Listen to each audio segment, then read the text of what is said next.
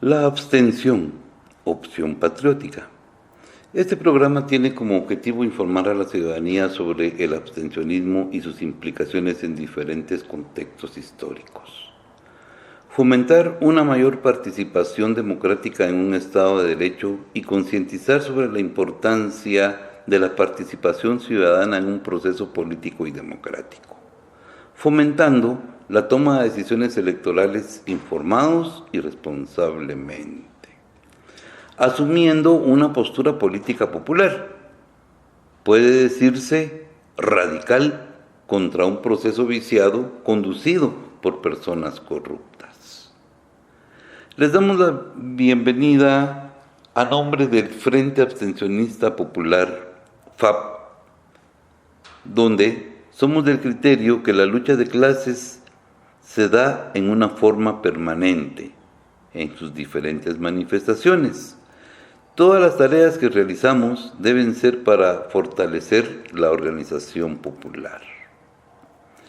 Nuestro modesto interés es educar a la población en el abstencionismo y sus impresiones en diferentes contextos históricos con el fin de fomentar una mayor participación democrática en un Estado de Derecho.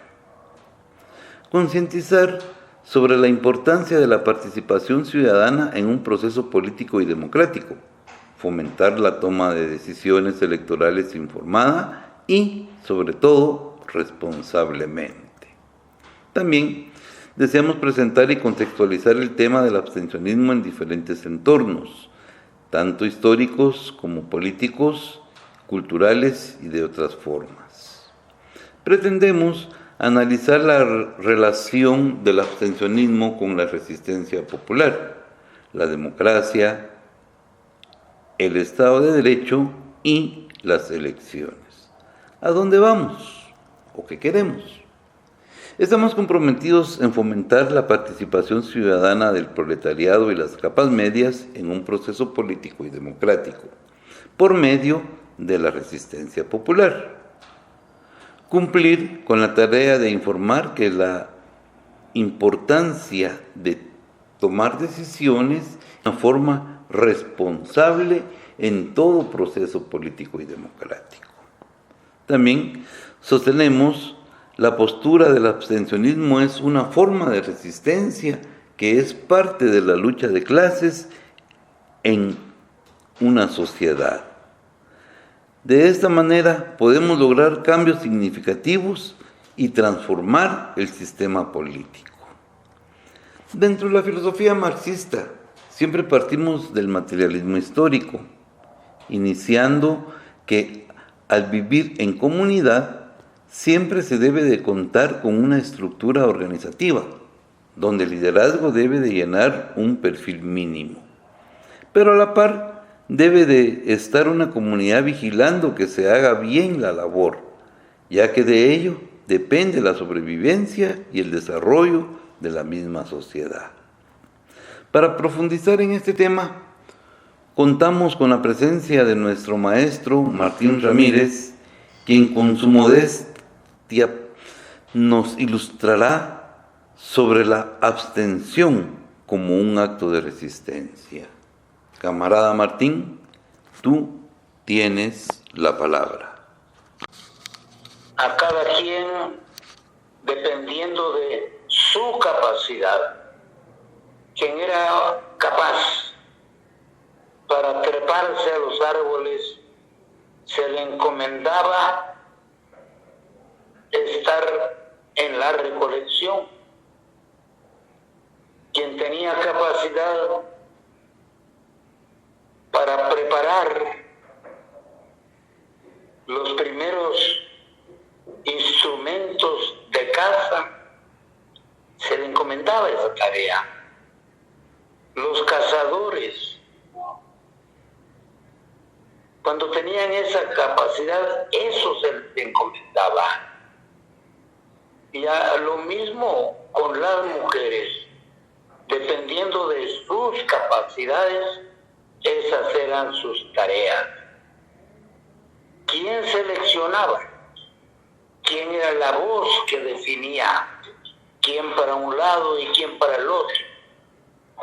Es una autoridad que nos ha acompañado hasta el día de hoy, pero que la gran mayoría de sociedades fundamentalmente capitalistas han eliminado.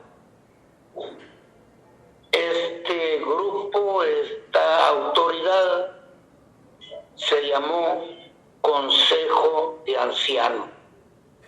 Y el Consejo de Ancianos, la única autoridad que no ejercía como tal, como lo entendemos hoy, sino quien seleccionaba de acuerdo a las capacidades de cada quien la tarea a realizar. Eso sucedía en lo que llamamos la asamblea primitiva. Luego, el desarrollo de la sociedad nos lleva al esclavismo y ahí se da el ágora. En el ágora era obligado votar. En el ágora, quienes tenían la obligación de votar eran aquellos que, independientemente del número de esclavos que tuvieran, eran los propietarios de esclavos los que tenían la obligación de participar en la votación, que era entonces, como ya digo, obligado. Era obligado votar. Después nos encontramos ya en tiempos más cercanos a nosotros con el Foro Romano. El Foro Romano que nos va a aproximar al feudalismo. Ahí también era obligado que los dueños de esclavos y los grandes terratenientes en el foro votaran por uno, por otra ley, por uno u otro comandante militar. O sea, ahí se definían las funciones burocráticas, las funciones legales y las funciones militares. Entonces era una obligación para los terratenientes participar y votar obligadamente. La democracia liberal, burguesa, capitalista, nos informa que su avance democrático dice que es un derecho votar, no dice que sea una obligación. Una obligación fue para algunos en el esclavismo, para algunos otros en el feudalismo, pero la democracia burguesa, la democracia capitalista, dice ya que esto es absolutamente voluntario, que es un derecho, que no es una obligación. Esto realmente es cuestión de darle un tiempecito, porque escuchamos por las calles, a todo lugar donde vamos, en los buses, la gente se pregunta: ¿y por quién voy a votar? ¿Por quién votaré? Pero llegan a angustiarse nosotros les informamos que no tienen por qué llevar a la angustia a su ánimo, ya que votar no es su obligación. Vota si quiere y si no, pues no vota. Esto es lo que la democracia burguesa, la democracia capitalista al respecto nos impone. O sea, no nos impone nada con relación a la votación, nada desde el plano jurídico. Ahora bien, la más media, la comunicación de masas, esa sí va haciendo en la medida de la propaganda que te sientas interesado por votar por alguien, por alguno o alguna de esas imágenes que nos meten todo el tiempo, por todos los medios, por la radio, por la televisión, por la más media.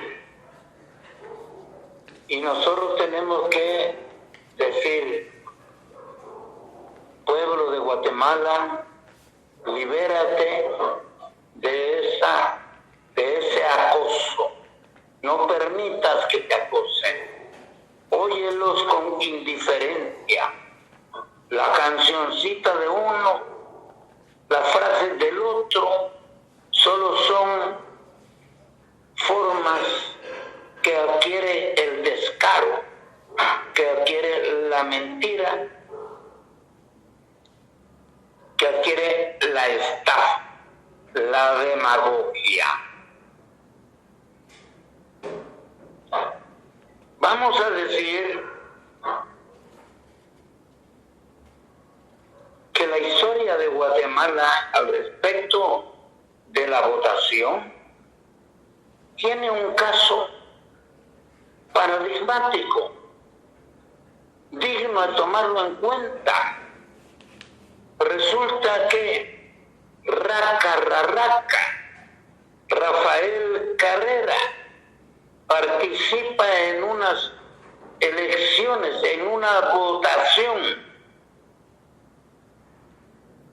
y gana con 5 millones de votos, cuando en Guatemala solo habían 2,5 millones de habitantes. Esto es paradigmático. Esto es lo que no podemos olvidar, que está en la raíz de la tradición guatemalteca relativa a las votaciones. También tenemos que decirles, porque los números son importantes, que Juan José Arévalo y Armes ganaron la presidencia con más del 80% de los inscritos para votar. Cae Armes y se nos impone una aberración electoral. Es el plebiscito que impuso a Castillo Armas.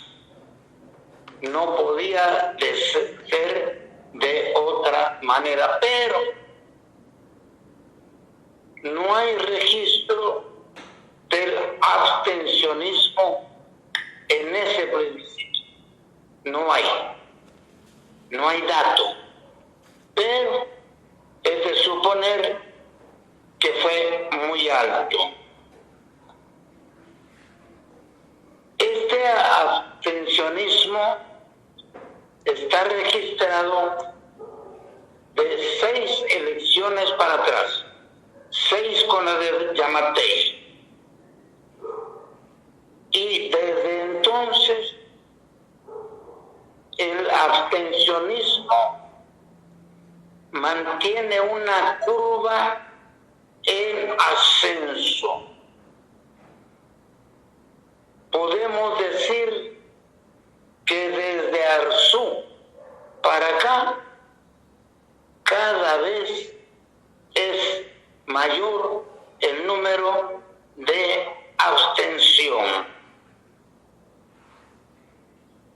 Aquí nos vamos a detener un poquitito en cuanto a darle una mirada al amplio abanico de candidatos y de partidos a la presidencia. Vamos a encontrarnos con que todos los partidos y todos los candidatos a la presidencia, de una u otra manera, son impunes, han cometido delitos y gozan de impunidad.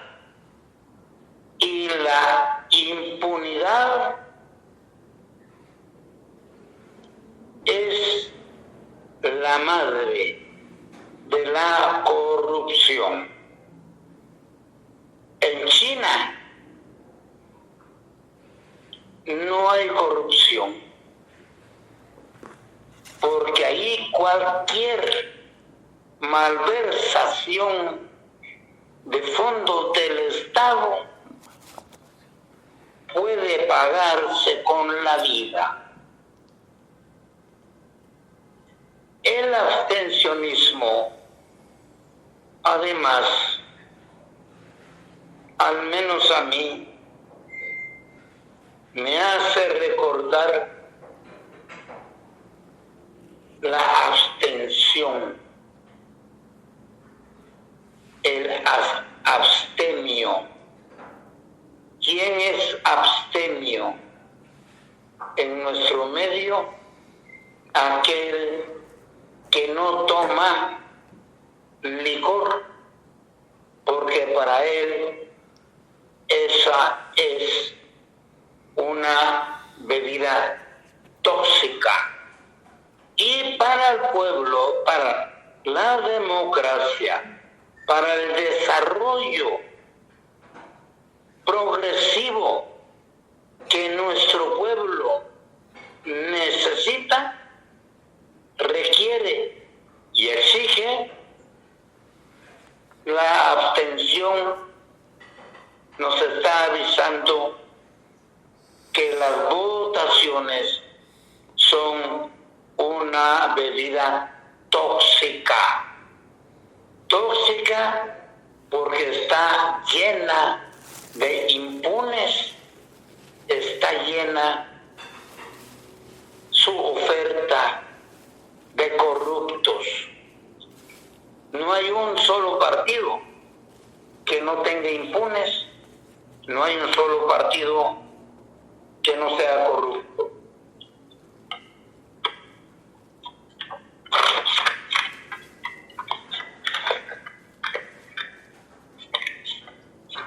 Hemos querido detenernos en el estudio, en el análisis de los programas de gobierno de este arco iris, de este abanico de demagogos.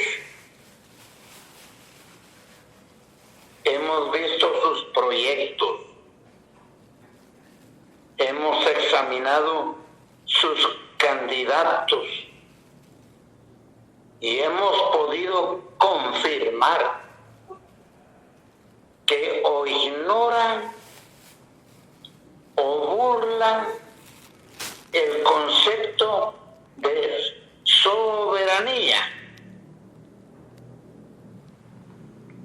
Y además no existe en sus proyectos la palabra solidaridad, mucho menos la solidaridad mestiza, que es la que ha permitido que sobreviva en Guatemala la dignidad. Bueno, decíamos que hemos examinado esos proyectos y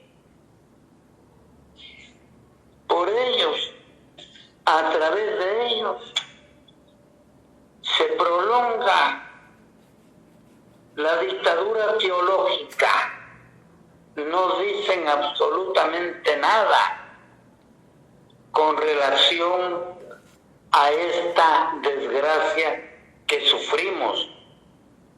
Nadie habla de la necesidad de que la educación sea laica.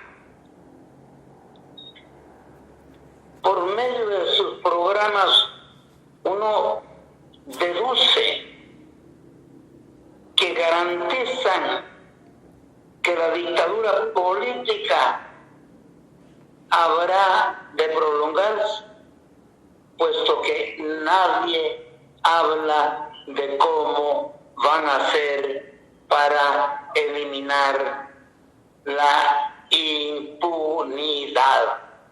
Suelen decir que combatirán la corrupción, pero ya hemos dicho,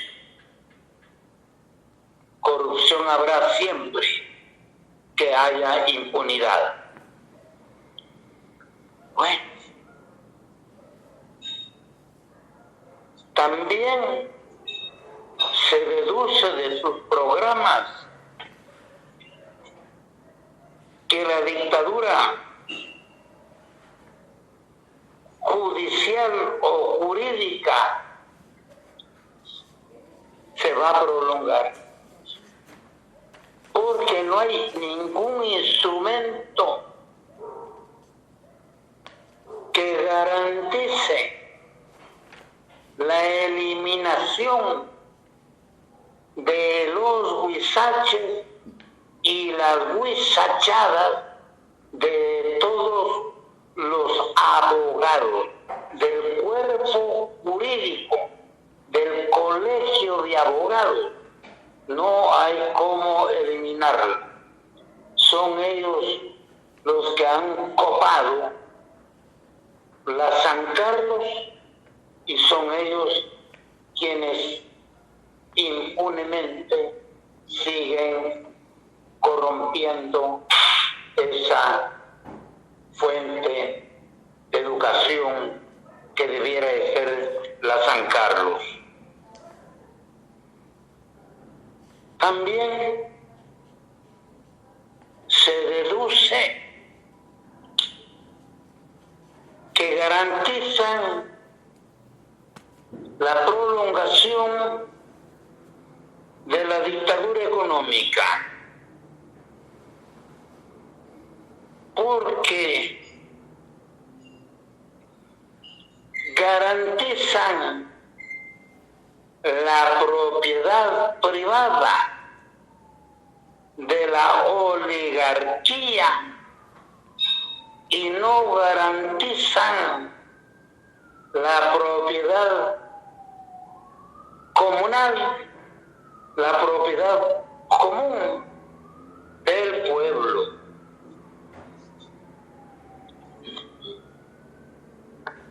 Por estas razones, entre otras, nosotros proponemos, sugerimos la abstención popular. Y voy a concluir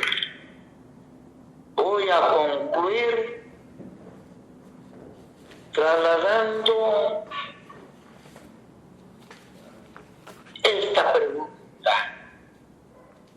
preguntando Guatemala cómo está. Corrupta de cabo a rabo. Impunidad galopando por los 4 puntos cardinales de nuestra sufrida patria.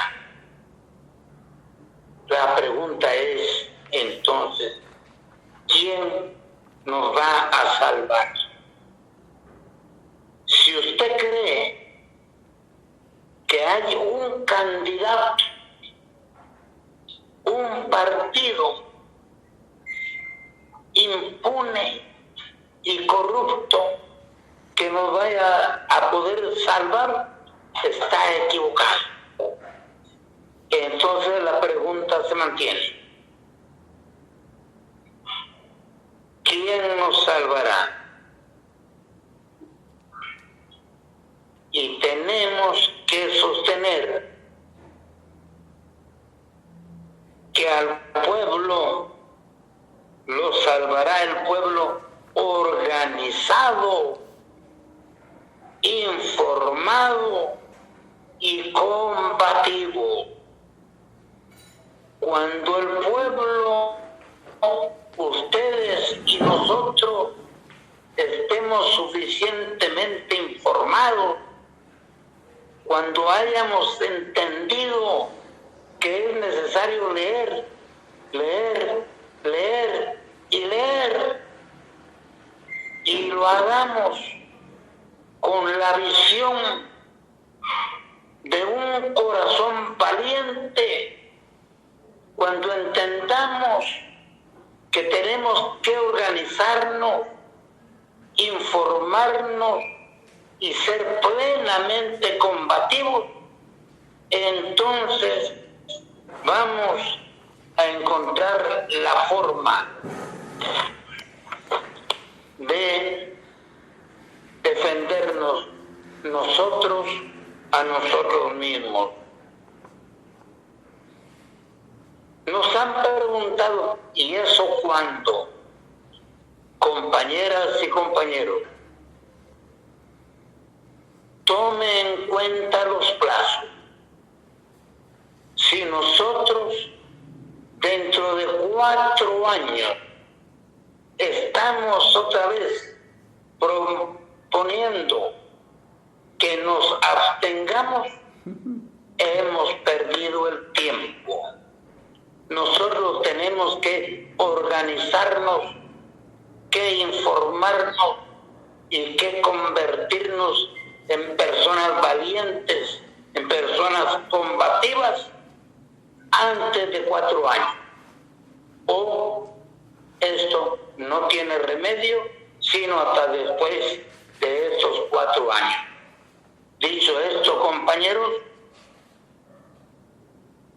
me quedo expuesto a las preguntas que los compañeros y compañeras quieran hacernos. Punto. Pues vamos a, en lo que vemos si hay algunas preguntas, pues quisiera yo compartir algo también en lo que se refiere a este importante tema que estamos abordando.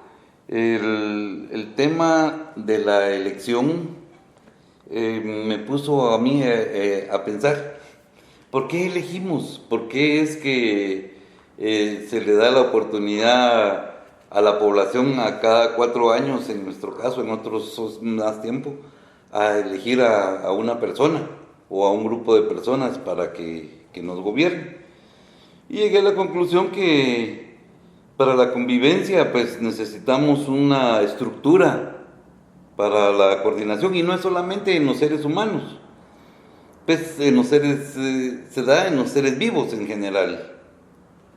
Y traté de definir un perfil que podría aplicarse de liderazgo a todos los seres vivos, no solo a los seres humanos. Y encontré que uno de los puntos más importantes en este sentido es la experiencia. La manada y las comunidades buscan que sus líderes sean aquellos que han demostrado, como lo decía muy bien Martín, en la cacería, sus habilidades. También la habilidad de comunicarse incluso dentro de los mismos animales es importante. Otro es la empatía, que es algo que nos va a todos, no solo a los seres humanos. La habilidad de tomar decisiones en casos de emergencia para buscar el beneficio de la manada, en este caso nuestra comunidad. La capacidad de adaptación, ya vieron que siempre hay cambios y el líder tiene que estar siempre dispuesto a ver cómo se adapta. Y el humano, en el caso del hombre primitivo, pues se vio obligado a ver todos estos cambios. Tuvo que ver, digamos, en el caso de cuando empezó el frío, cómo hacer para protegerse. Entonces la gente o la manada o quien sea en ese tiempo tenía que elegir quién nos dirigía. Estamos hablando en la época primitiva, que digamos las familias necesitaban ver quién era el que se ponía a la cabeza, si el papá o la mamá o un hermano, o ahí iban dependiendo de las condiciones. Luego pues viene ya la época de la esclavitud, que también en la época de la esclavitud pues y ahí ya no se tiene el derecho a elegir, ahí ya es ya el que nació esclavo pues está condenado, pero eso no quiere decir que no hubiera resistencia, que no hubiera una oposición, o sea que no había elección, pero había una resistencia de los líderes. Recordemos las características anteriores, se da en cualquier fase, sea blanco, sea negro, sea de cualquier especie. Y dentro de los negros, pues hubieron líderes que supieron ir saliendo, no adelante, pero por lo menos solventando algunas cuestiones bien importantes. En el caso también de esta época, de la esclavitud, hay que tomar en cuenta que es cuando nace la democracia. Imagínense qué contradictorio, ¿verdad? Los amos son los dueños, o son los inventores, o los creadores de la democracia. Eso sí, no cualquiera tenía derecho a la democracia, pero nace dentro de lo que es el periodo de la esclavitud. Y también me preguntaba yo, en esa época de la esclavitud, en esa Grecia, en esa época, ¿qué otros sistemas políticos habían? Si había solo la democracia. Y me encuentro que también estaban los persas, que los persas tenían un sistema más social, un sistema más apegado a la justicia, a la honestidad. Incluso practicaban una religión, zoroastrismo, donde enfatizaban la honestidad, la justicia y la fraternidad humana. Sin embargo, cayeron, ¿no? Hubo problemas que impidieron que no desarrollaran las guerras y diferentes cuestiones. Luego, pues vemos que la misma democracia, digamos que da un avance fuerte en la época feudal, que también aquí es donde ya nace la democracia burguesa, que es la que nosotros practicamos acá. ¿Quiénes son los que le dan vida a la democracia en esa época? ¿Acaso no son los nobles los que salen beneficiados? La población de esa época no salió beneficiada con la democracia, que a la fecha sí seguimos. Entonces, en todas estas fases siempre ha habido una resistencia, porque siempre ha habido gente que nunca ha estado de acuerdo con todo lo que sucede. Y las leyes pues lo contemplan. Y nosotros, a través de nuestro movimiento, el llamado a la abstención política como una postura política ante los corruptos, porque esa es la palabra correcta, no hay otra que se pueda aplicar, funcionarios que están aplicando la ley en Guatemala, pues no se tiene confianza. Yo me he puesto a platicar con muchas personas y muchos dicen es que deberías de llamar al voto nulo. Pues el voto nulo, la abstención, pues a la larga son primos hermanos, vamos en lo mismo, no estamos de acuerdo con el sistema, con la diferencia de que la postura del compañero Martín que nosotros estamos promoviendo es una postura radical.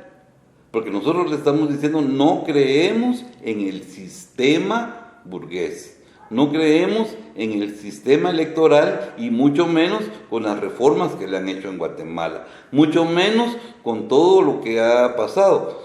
No dejan inscribir candidatos que no son afines a ellos, buscan todo tipo de obstáculo para que la gente no pueda adquirir su documentación para poderse inscribir cuando no debería de ser así. O sea, hay una serie de cuestiones que nos demuestran a los guatemaltecos nexos familiares, prohibiciones, ingresos a otro país. O sea, un ambiente que no es el ideal, contrario al que vivíamos con Gerbrugger. Con el magistrado Gerbrugger, cuando él fue presidente del Tribunal Supremo Electoral, pues era otro ambiente distinto. Ahí era diferente, había confianza, sabiendo que las elecciones son burguesas, pero las reglas del juego eran un poco más transparentes. Incluso en esa época, cuando estuvo el Frente Democrático Nueva Guatemala, que ha sido una de las mejores épocas de la política de izquierda, digamos, si se le quiere llamar así, en la vía electoral, en la vía del Congreso, pues fue esa, y en esa época que las reglas eran claras, pero de ahí en adelante dicen, votemos aunque sea algunos diputados. ¿Cuántos diputados han llegado? Y los que llegan, ¿qué pueden hacer? Lo que sí es, algunos han solventado algunos problemas económicos, y ahí sí contribuimos, pero no contribuyen con nosotros, ¿verdad? Así es, camarada Martín. Entonces, no sé si quieres profundizar un poco más el tema, o cómo seguimos abordando. Sí, ahí, mira, se considera un poco político contradecir entre los que están haciendo la propuesta, ¿no? Ahora yo creo que esto es un error que nos impone esta cultura política que nos tiene como nos tiene. Por ejemplo, fíjate, he oído más de una vez esta cuestión de que hasta los animales tienen líder. Sí, eso se llama macho alfa. Pero la inteligencia, la sensibilidad, la dignidad humana no necesita de macho alfa. Otra cosa es que las características X de la sociedad haya permitido que alguien represente esta o aquella posición política o económica. Y entonces nos encontramos, por ejemplo, con personajes como Alejandro, llamado el Grande, que no lo era tanto, pero él representaba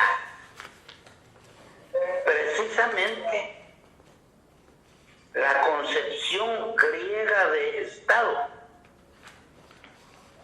Y es eso lo que impone para crear las diferentes ciudades. Nosotros solo recordamos una Alejandría, allá ubicada en en la desembocadura del Nilo, pero alejandrías hubieron varias. Y en cada alejandría se gobernaba de acuerdo a las tradiciones de la democracia griega. O sea, en el momento que él deja de obedecer a sus generales, ya no puede avanzar. Ya no puede avanzar. Cuando sus generales le dicen no seguimos, no pudo seguir. Y tuvo que regresar. Y tuvo que repartir lo conquistado con todos sus generales. Como lo pactaron. Porque él no era único. Eso es lo que nos hace aceptar la mentalidad individualista que el capitalismo nos impone. Fíjate, cómo es de fácil decir, pero es que Chile tuvo un líder que se llamó Salvador Allende. No era único. Él era representante de la unidad popular. Era síntesis de todo. No era un líder. ¿Cómo quieren que lo aceptemos? Entonces, cuando yo me opongo al macho alfa, al interior del conglomerado humano, me afinco en Anguita.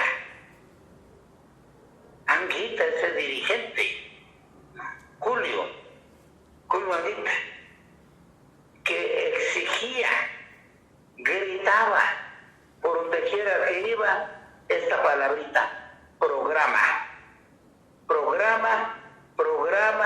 y programa. No decía líder y no. Y eso lo decía él.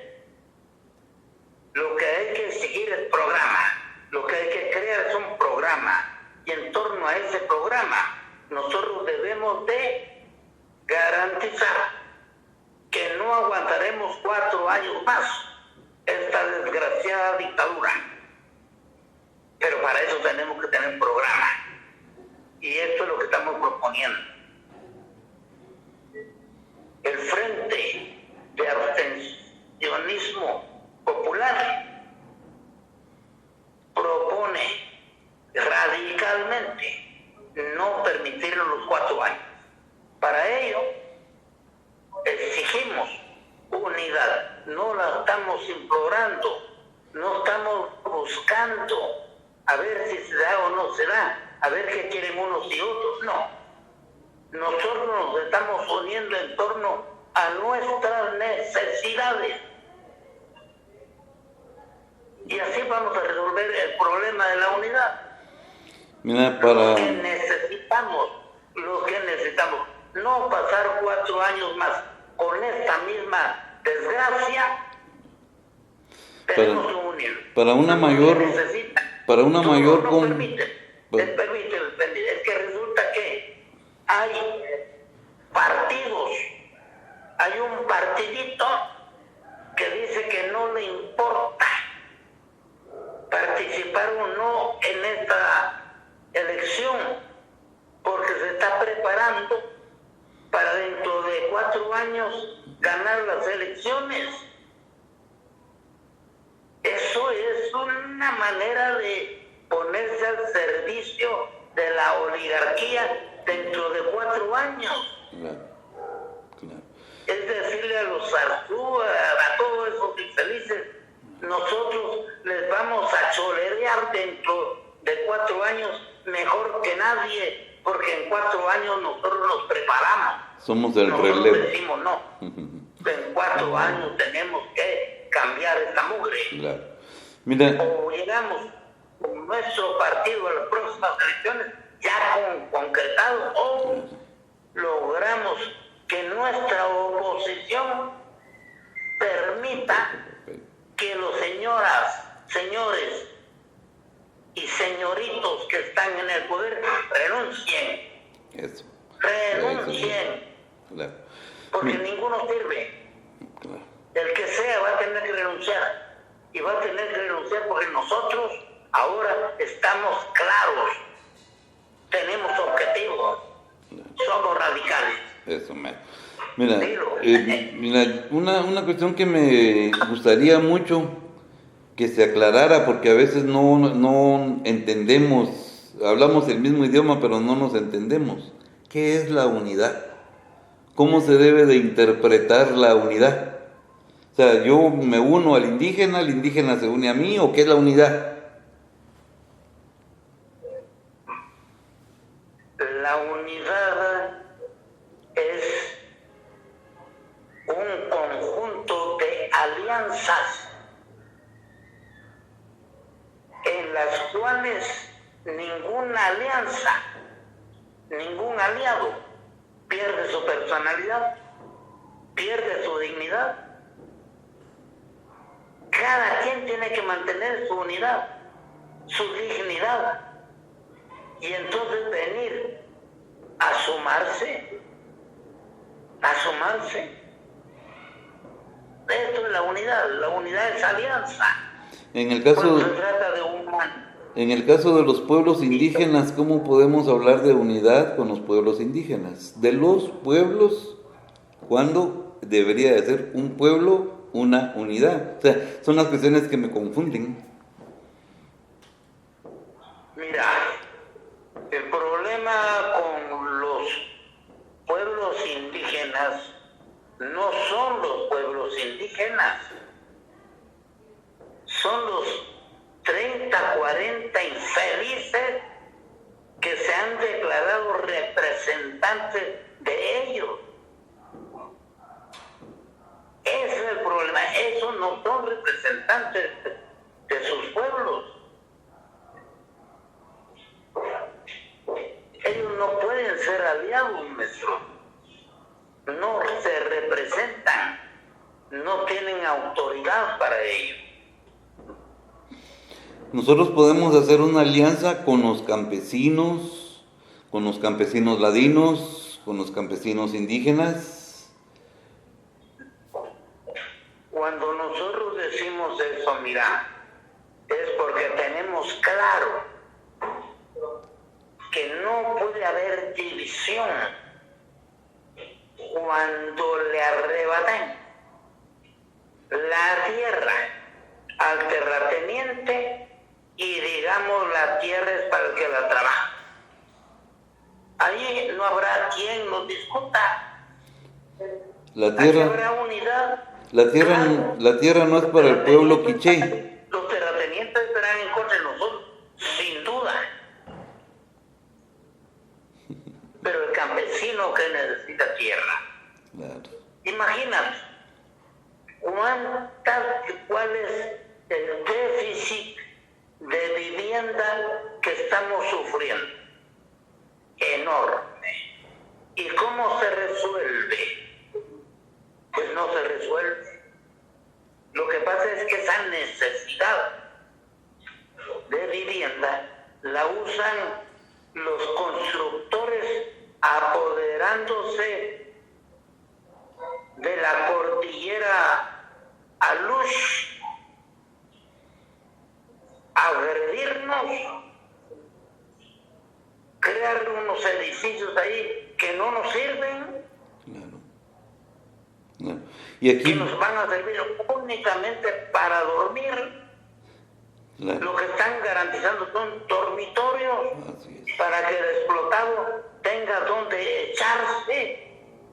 Pero la casa, la vivienda que como humanos necesitamos, esa no está en esos edificios de departamentos. Definitivamente. Eso es horrible. Y aquí entra el otro factor. Aquí entra el otro factor donde muchas personas dicen que lanzan su candidatura para diputados para poder controlar este tipo de malas acciones, ya que dicen que a través del Congreso pues es donde se autoriza este tipo de cosas. Pero viéndolo en la realidad, dentro de los pocos diputados que se identifican con los lados populares, ¿qué algo que haya hecho alguno para detener alguna acción de esta naturaleza? Más que algunas denuncias. Entonces, y dicen que hay que votar por algún diputado que de repente ellos sí llegan a cambiar y que por eso llaman al voto nulo y votar por alguna persona consciente. ¿Qué opinas de ese tema, compañero Martín? No, mira. Aquí la cosa es así de sencilla. ¿Dónde está ese diputado bocón cuando los desalojos? Cuando los desalojos, que es la política de este Estado. ¿A quiénes desalojan? A los habitantes del lugar, los que tienen su vivienda ahí. Cuando decimos del déficit de vivienda, no nos referimos única y exclusivamente al problema citadino, que es grande y muy grave. Es que le están quitando la vivienda al que ya la tiene. El desalojo. Nosotros en su momento ocupamos tierras, hicimos barrios, algunos existen, en algunos aún podemos decir cómo fue que logramos la electrificación, los drenajes en algunas tierras que nosotros tomamos. Y estamos decididos a organizar a la gente sin vivienda, que tenga necesidad, que tenga 3 o 4 hijos, que tenga mujer y suegra y no tenga dónde estar, y que además tenga perro y su chuchito dónde. Nosotros vamos a conseguir esta tierra porque hay, y no es cierto que solo queda la tierra de los barrancos. Eso es falso. Camine usted por ahí cerca de la zona 10 y se va a encontrar con que por ahí hay terrenos donde hacer viviendas. En Misco tengo visto un espacio como para hacer 3 barrios de no menos de 100, 200 habitaciones. Claro, hay lugares donde solo se pueden hacer 10, pero ahí está el terreno. Sí, la voluntad política. Se política. pueden hacer 5, pero ahí está el terreno. No se puede hacer 40, pero ahí está el terreno. Y cuando lo sumas, tenés terreno para resolver el problema de la vivienda en Misco. Sí. Los tengo bien choteados. Claro, la experiencia definitivamente. Cuando nosotros caminamos no andamos de turistas. Así es.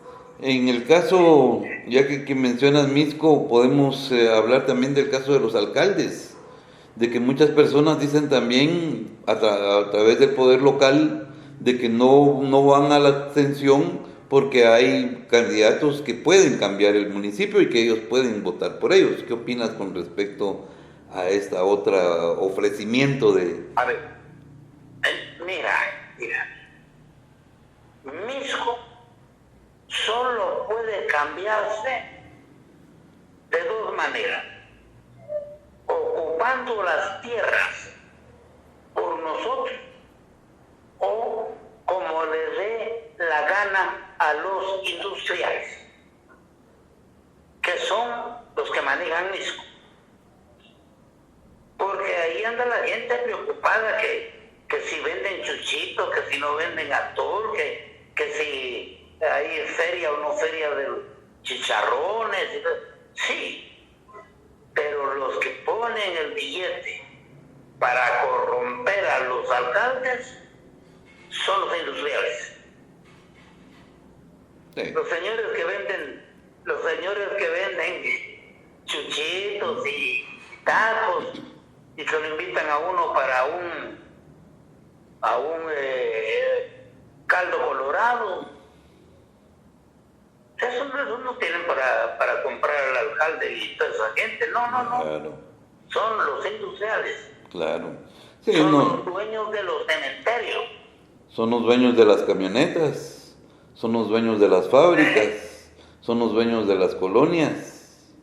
Ellos son los que mantienen la corrupción a todo nivel. Son ellos, porque todo eso,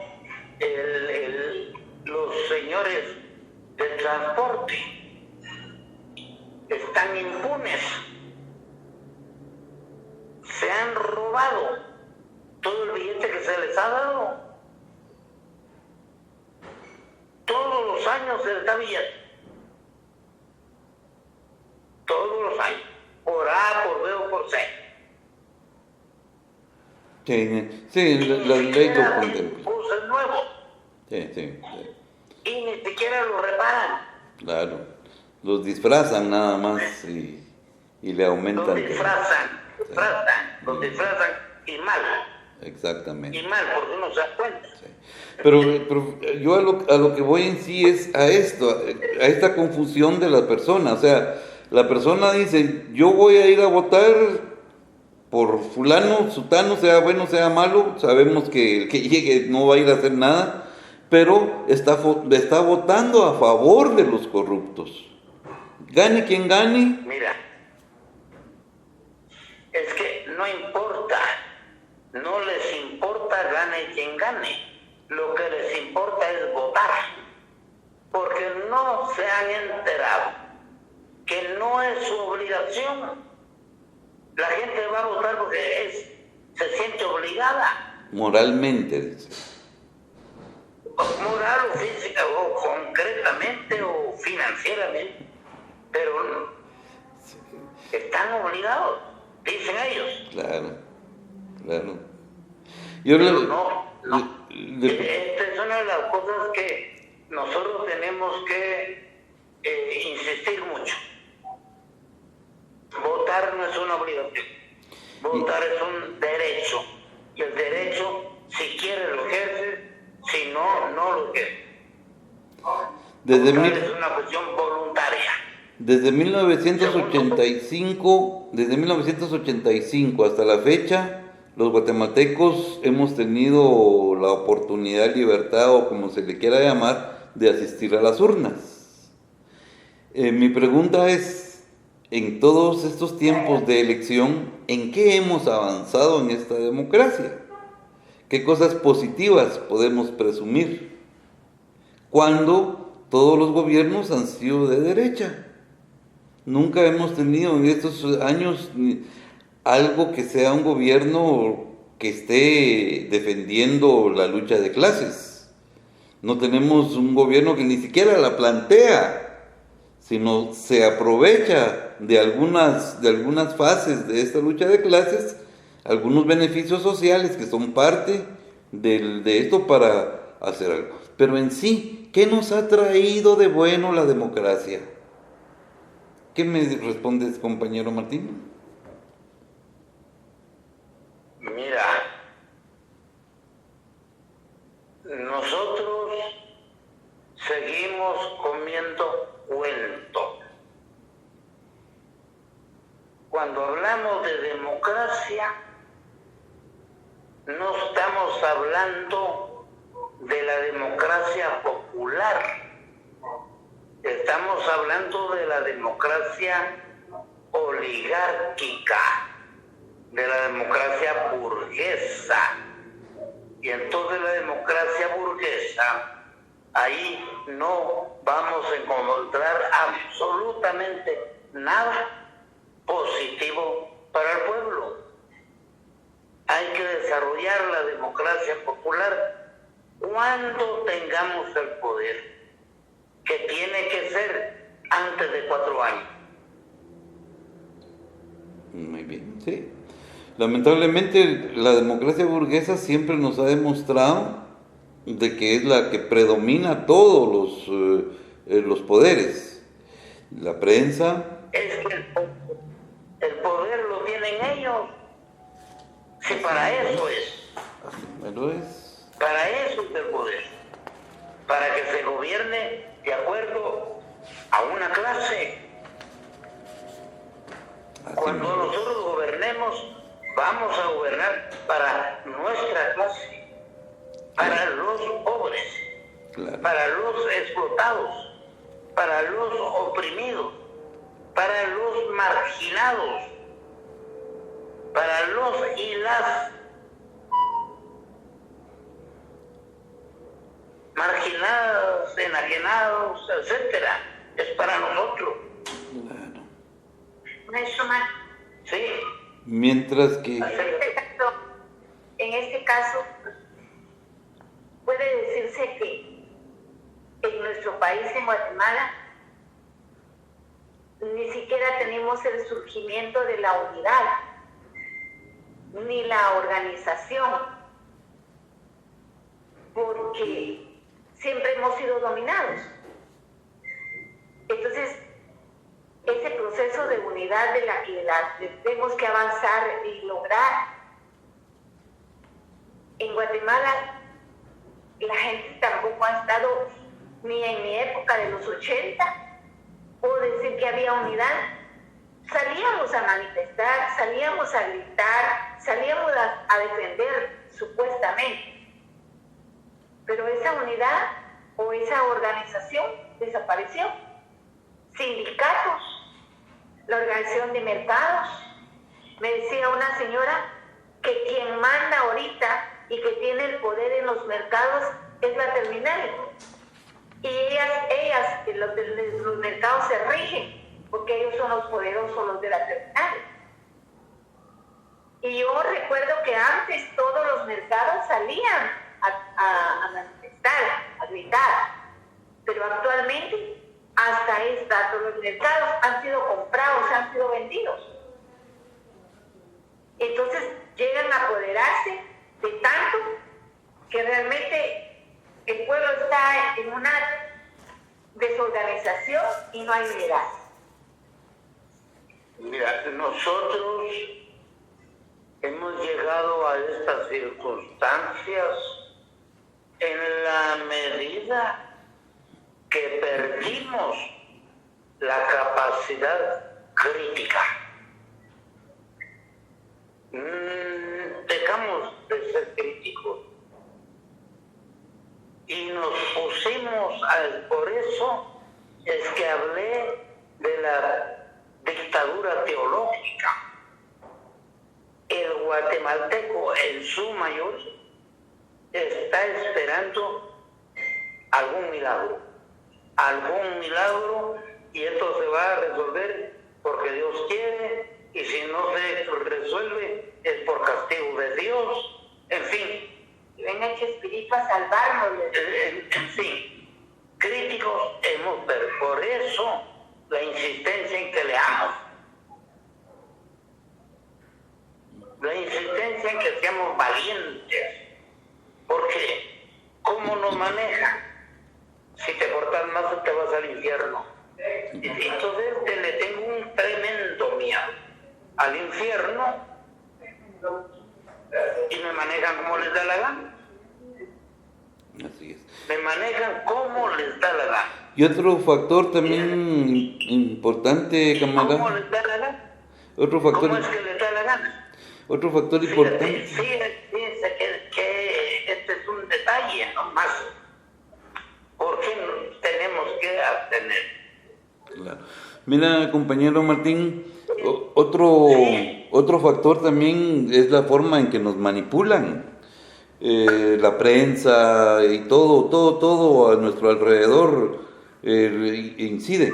Yo estuve buscando en los medios de comunicación con las ventajas ahora del internet, y de todas esas ventajas que como obreros, como trabajadores tenemos derecho a usarlas, pues logré encontrar alguna información y que me llamó la atención.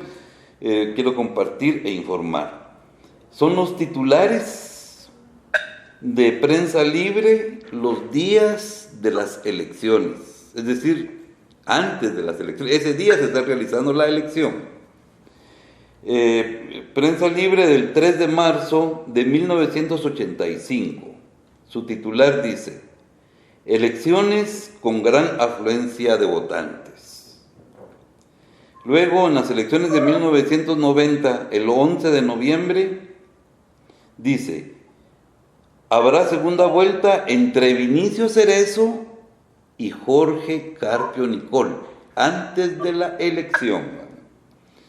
El 12 de noviembre de 1995 dice: el Tribunal Supremo Electoral confirma triunfo de Álvaro Arzú en las elecciones. Y esa vez me recuerdo que en la portada salió la cara de él. Elecciones presidenciales de 1999, 7 de noviembre. Frentes Unidos confrontados. Titular del 9 de noviembre del 2003, Óscar Berché ganó las elecciones. 4 de noviembre de 2007, Álvaro Colón gana las elecciones. 6 de noviembre del 2011, titular, venceremos con honestidad, dice Otto Pérez. Elecciones presidenciales del 2015, 6 de septiembre, titular Prensa Libre, elecciones históricas. Elecciones presidenciales del 2019, 16 de junio de 2019, titular Yamatei y Torres disputarán la presidencia en segunda vuelta. Son magos, hacen magia. Antes de que se hagan los resultados ya los están publicando. ¿Qué opinas? Sí, no, mira, lo mencioné en mi primera intervención, hablé de la más media, pero ahorita yo quería informar de cómo nos manejan económicamente, financieramente. Fíjate que el capital en el mundo, el capital global, está en guerra ahorita. La guerra que estamos viviendo ahora es una guerra capitalista. El capital dólar, el capital ruso y el capitalismo de Estado, propiedad del Partido Comunista Chino. Eso hace que los tres capitales, estos, los más potentes, no sean iguales y se disputen el globo, la tierra en su conjunto. Bueno, el capital al cual nosotros correspondemos, el capital dólar, es el que está en clara bancarrota a nivel global. Pero el guatemalteco no se entera, ni se entera que el capitalista guatemalteco es víctima de esa decadencia que viene manifestándose en el capital dólar desde hace ya aproximadamente unos 40, 50 años.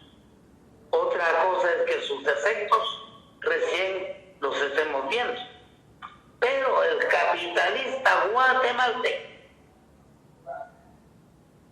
está en tal desgracia que qué es lo que hace el capital dólar cuando tiene problemas. Se roba el dinero del Estado. En Estados Unidos ahorita, eso es lo que están haciendo. En Europa, eso es lo que están haciendo ahorita. Los bancos están robando los capitales del Estado. En Guatemala, el capitalista guatemalteco viene robándole al Estado desde 1954 para acá. Robándole al Estado. Entonces, ¿de dónde sacan estos del dinero? De nuestros impuestos. De nuestros impuestos. Ese es su gran capital. El capital guatemalteco vive de nuestros impuestos. Ellos no pagan impuestos. No. Claro, sí. Ellos no pagan, pero se los roban. Y no les eso alcanza. es índice de la decadencia capitalista. Pero de esto no habla ningún partido. Ningún partido te habla de la decadencia del capital guatemalteco. No, hay que seguirlo protegiendo, hay que seguirle adelante, y bueno, y no cobrar impuestos, y que lo que hizo FOPA estuvo muy mal hecho, y lo que estuvo mal hecho de parte de FOPA, lo que estuvo pésimamente hecho por FOPA fue abandonar la lucha contra esos capitales. Él debió haber mantenido esa lucha fuera del Estado, pero mantener esa lucha. Sí. No, que ahora anda de candidato a alcalde. Y la lucha aquella contra los mafiosos que no pagaban impuestos, que él sabe cómo, él tiene experiencia, en eso nos debiera estar ayudando. Ese es para lo que él sirve. El Consejo de Ancianos diría: tú déjate de andar en la cuestión de la alcaldía y fíjate en los impuestos. Busca la manera de ayudar a este pueblo desde el punto de vista del impuesto al burgués. Pero no. Es que, mira, yo como lo veo, digo así: el vampiro se le ensarta la estaca y FOPA le puso la estaca en el corazón al vampiro, pero en lugar de metérsela cada vez más en las primeras de cambio, ahí lo dejó. No siguió metiéndole la estaca hasta matarlo. Lo dejó ahí medio agónico, y ahora estamos como estamos. Él es candidato a alcalde. No puede ser. Y bueno, entonces esto es mi respuesta, compañera Rosita, es la decadencia del capital. Y entonces la decadencia del capital se manifiesta en todo el capitalismo. Sí, la dirigencia estudiantil es capitalista, porque quiere encontrar la forma de un capital más o menos buena gente, una cara amable al dólar, le quieren encontrar. Bueno, eso se lo vimos claro, no a Oliveri, pero alguna gente muy cercana a Oliverio ahora están a favor del imperialismo yanqui, están en contra de Ortega.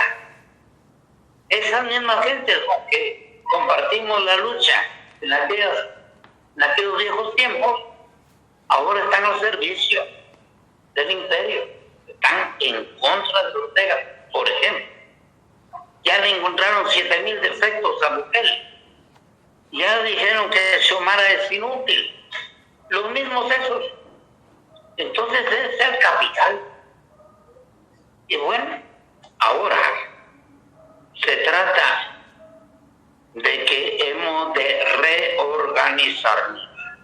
Y esto es lo que le decimos a los compañeros que están viendo este programa y que se preguntan seguramente, ¿y entonces qué? Entonces, ¿qué si no te sumas sos un traidor? Porque hay que sumarse a la lucha objetiva en contra del enemigo común. Y el enemigo común ahora es este Estado.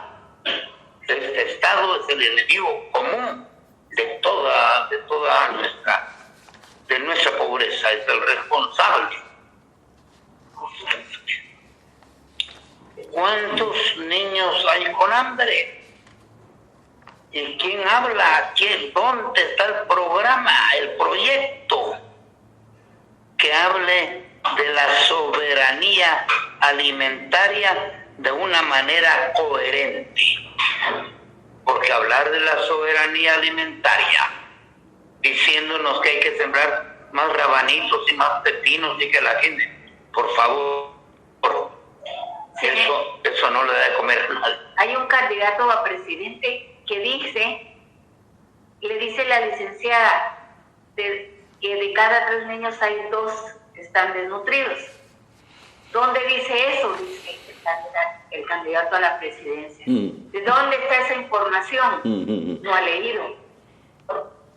¿Cómo puede él llegar a ser presidente? No es que no haya leído, es que niega la información. O sea, él sabe que eso es así, pero lo niega.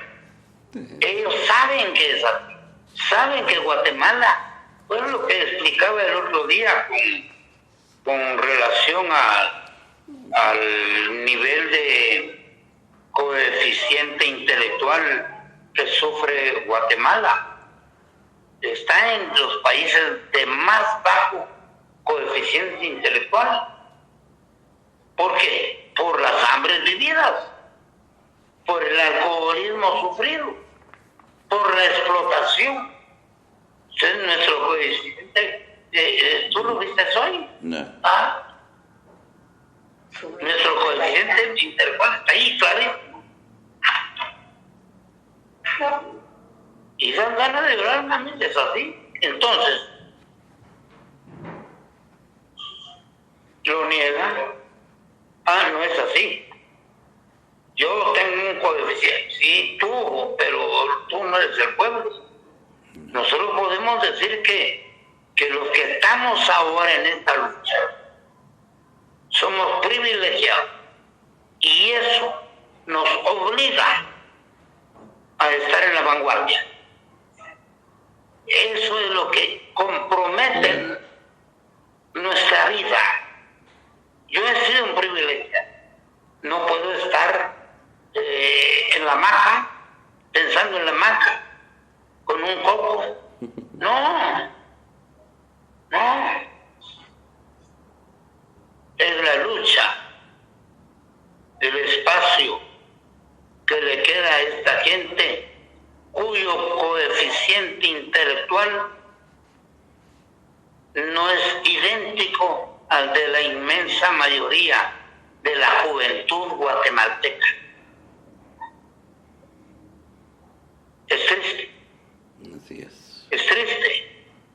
Usted vaya a la universidad y trate de tener una conversación inteligente con 300 jóvenes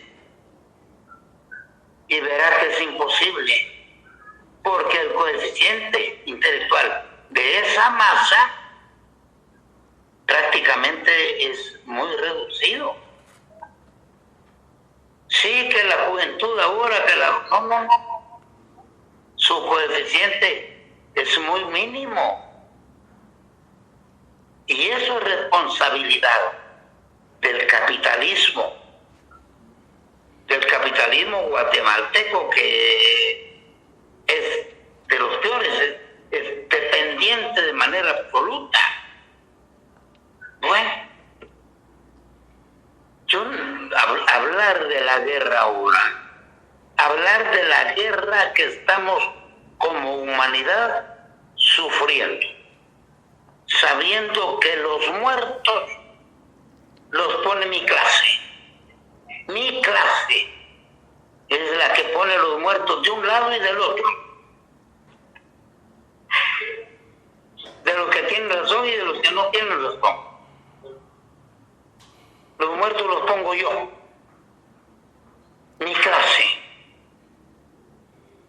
Y en Guatemala no hay un solo partiducho que opine al respecto. La guerra no es problema para ellos. ¿De qué guerra les estoy hablando? Para ellos es algo que está pasando, quién sabe en qué región del espacio, en el espacio profundo. No saben que es a pocas horas de viaje en avión, ahí está. Sí. Entonces, la abstención, el abstencionismo de hoy, decía Gaddafi Chávez, que el abstencionismo nadie lo ha sabido capitular o captar. Nadie lo hace leer. Sí, es que nadie se lo ha propuesto. Por primera vez en la historia de Guatemala hay un grupo que pretende darle al abstencionismo una dirección política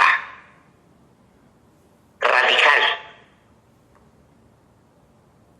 Y yo diría que con esto terminamos nuestra intervención, si te parece, Luis Alfonso. Claro, camarada Martín.